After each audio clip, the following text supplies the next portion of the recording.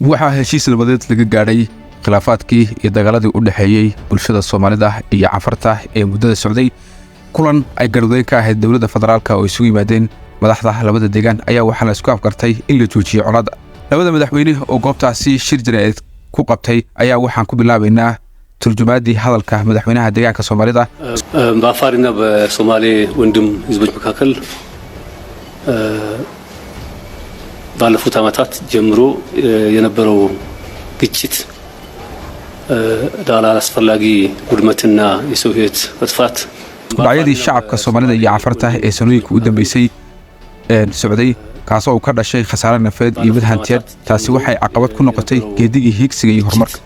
sayeshe mas'uuliyadda sare ee xukuumadda federaalka ayaa kulamo dhawaan ku diyaarisay magaalada Addis Ababa si looga gungaadho dhibaatada xalna loo helo taasina waxay ka soo saartay heshiis iyo go'aamo la isku raacay maadaama midda ugu horeysa ayaa ah in la joojiyo nafti dhibanaysay lana joojiyo isku dhaca ayay labada deegaan ku heshiiyeen sida uu yiri madaxweynaha deegaanka Soomaalida madaxweynaha deegaanka Soomaalida ayaa soo kala sheegay in la isku afkartay in la joojiyo isku dhaca waxyaabaha keenaya inuu soo noqnoqdo khilaafkani ama uu abuurmo isku dhac dambe ayaa waxa la isku raacay in laga fogaado waxyaabaha keenaya isku dhac labaad marka xigtana laga shaqeeyo dadka soo barakacay in goobihii ay ka soo barakaceen lagu celiyo oo qoysaskii Soomaaliyeed ee ka soo barakacay magaalooyinka saddexdaana lagu celiyo guryahoodii qodobadaas iyo qodobo kale oo muhiim ah ayaan gaarnay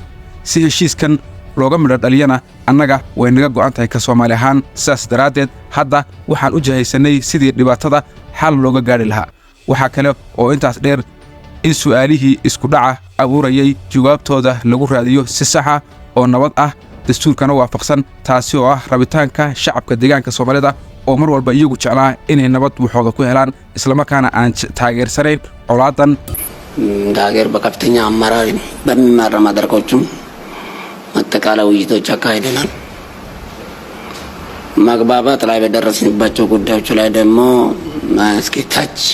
ሊያሰራ የሚችል እቅድ አዘጋጅተን dhankiisana madaxweynaha deegaanka Canfarta oo isna ka hadlay shirkan jaraa'id ay qabteen labada madaxweyne ayaa waxa hadaladiisii ku sheegay in kulankan ay dawladda dhexe garwadeenka ka ahayd ay ku gaadheen go'aan qorshiisa laga shaqeeyay ilaa hoosna loo dhaadhicinayo waxaana aan gaarnay buu yiri isfahan taasoo ah in la joojiyo xabadda iyo isku dhaca inta kadibna la qabto kulamo bulsho oo si sharciga iyo dastuurka waafaqsan lagu dhageysanayo cabashooyinka shacabka lagana shaqeeyo arrimahaas ayaan isku fahanay deegaanka Soomaalida taana waxaan ku rajo weynahay inay hirgalayso maadaama oo dhamaanteen aan ka shaqeynayno maadaama oo dhamaanteen aan u baahanahay nabadda waanu ka shaqeynaynaa ilaa heerar kala duwan ee dawladda federaalka anagoo kaashana iyadoo la sameeyo guddiyo dabagallo ku ah hirgelinta heshiiskan oo dawladda dhexe ka socda waxaanu rajaynaynaa in isbedel weyn aanu ka sameeyno isfahankan iyo heshiiskan maanta aan gaarnay